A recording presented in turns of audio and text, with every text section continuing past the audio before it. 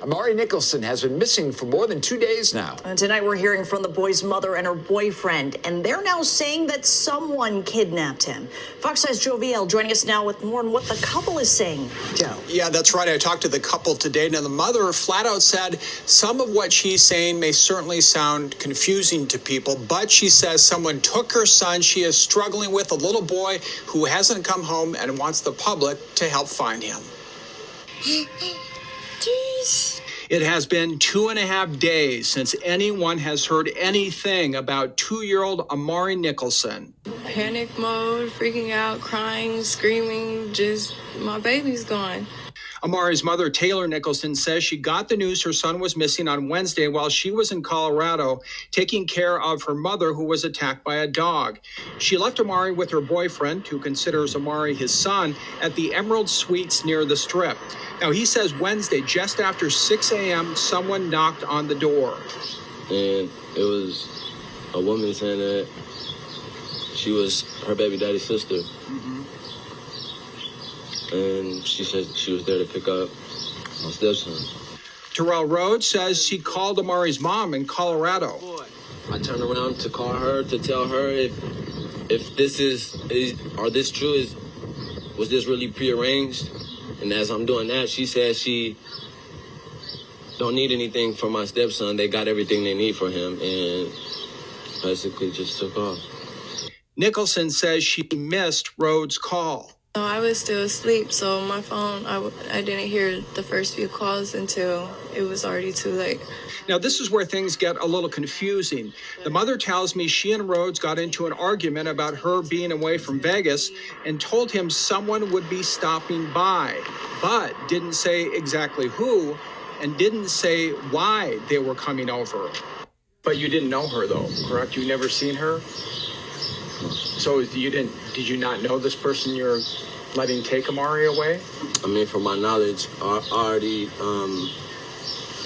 was told like someone was going to stop by, somebody was going to, but I never knew who. So I still had that in my head that somebody was coming by. But bottom line, Nicholson says she never gave anyone permission to come and pick up Amari. She says Rhodes did not give Amari to the woman. She took him and just wants him back safe. In this whole story, it sounds confusing. It sounds like we're lying. It sounds like, it's a whole, it's just a big confusion. Now, Amari's biological father, who lives in Reno, talked to Fox 5 last night, and this is what he said about Amari's disappearance. I don't know where he is, and she don't know, and the police don't know. So he's kidnapped. He's gone. Taylor Nicholson says she wants people to share social media posts and news stories about her son and be on the lookout for him so he can come home safe. And of course, we'll stay on top of this and let you know what's happening. The body of Amari Nicholson found a few hours ago. Good afternoon, and thank you so much for joining us here. I'm Christian Cáceres. I'm Kirsten Joyce. This discovery was made at Paradise and Twain, the very same area where the little boy was last seen 1 week ago. That's where Joe Mueller is live outside the Emerald Suites with more on what unfolded throughout the day. Joe. Well, after days of searching, the body of Amari Nicholson was found here at the Siegel Suites. A little after 1 o'clock, his body was removed from this gate you see over here between the building and the wall.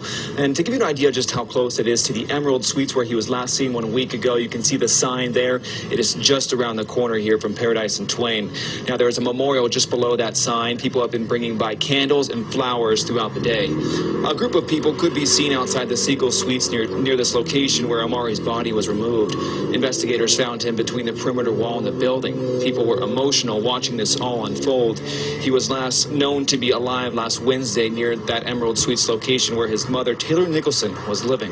Her boyfriend, Terrell Rhodes, was arrested in connection with his murder. Now, back out here live, you're taking another look at the Siegel Suites. Just a few hours ago, this was all blocked off with caution tape, and there was a crowd of people out here watching this all happen. Many were emotional, many were crying, some saying, "I love you, Amari." Again, there is a vigil planned for 6 o'clock this evening, just around the corner at the Emerald Suites. Many people who are here say they do plan to attend that vigil. We'll be covering that vigil as well, so you can stay with us here for the very latest. Amari's mother, Taylor Nicholson, left the child in the care of her boyfriend, Terrell Rhodes, and in a polygraph, Rhodes told police the child wet his pants. He became upset and then hit the child 3 to 4 times. Rhodes says Amari stopped breathing and CPR did not revive him. Detectives found blood on a wall at Emerald Suites as well as a bag of soiled clothes in the closet. Honestly, I can't really think, because who would put themselves to do something so terrible to a child at the age of 2? So young, so innocent. Police say Rhodes confessed to the murder. He's due back in court on Monday. Today, when the prosecutor basically said Rhodes lied for an entire week about what happened, but then he said he admitted to a Metro detective that he hit the boy several times, killing him, and then hid his body. Are you Mr. Rhodes? Security was tight in court after police say Terrell Rhodes fought with officers Tuesday during his arrest and briefly grabbed an officer's gun. No one was hurt. Now, many are asking why Rhodes would allegedly kill a 2-year-old boy. His mother says Rhodes, her boyfriend, was taking care of the boy while she was in Colorado.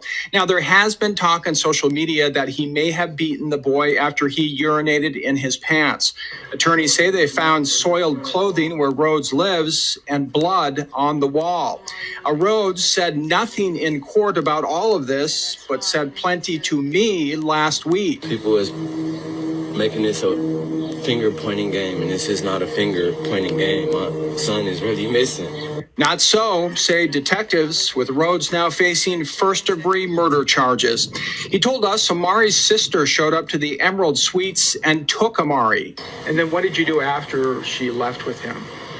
I went running around the complex, just trying to search for any type of whereabouts or if I see anything. And Rhodes appeared to get quite emotional when I asked what he would say to Amari if he was watching or anyone else. If anybody got him, bring them back. If anybody know anything, let us know. Mommy and Daddy loves him, and we hope that he's okay and playing happy, and we're gonna bring you home soon. I mean, I can't imagine. I mean, it just must be to not have the little boy. I mean, anybody who has a child would just be going, what the heck? It's sickening. He's a little mini human. He's 2. He's defenseless and has no say, so he can't. Back in court, Rhodes hung his head when he left back to jail. I am going to order that the defendant be detained pursuant to statute, detained without bail. Now, during that part where Rhodes turned away from the camera, he actually left the interview. He went inside for a couple minutes. He then returned, and that's when I wrapped up that interview. Reporting live tonight at police headquarters, Joe Vigil, Fox 5 News Local, Las Vegas. The heartbreaking news certainly gripping the valley tonight. So, Joe, a lot of us are wondering at this point, how long could Amari may have been dead for at this point, before the missing persons report was even filed? Do police have any indication, or was any information about that released in court today? You know, we've heard people talk about that online for a little while. At this point, we just don't know. Police haven't said, you know, they've been very tight-lipped about this. You know, yesterday, the interview that I should say the news conference they gave was a minute and 30 seconds long, didn't provide any details. And the court hearing today wasn't very long either. We got some details, but not a lot of details. But again, that's a big question that people want answered.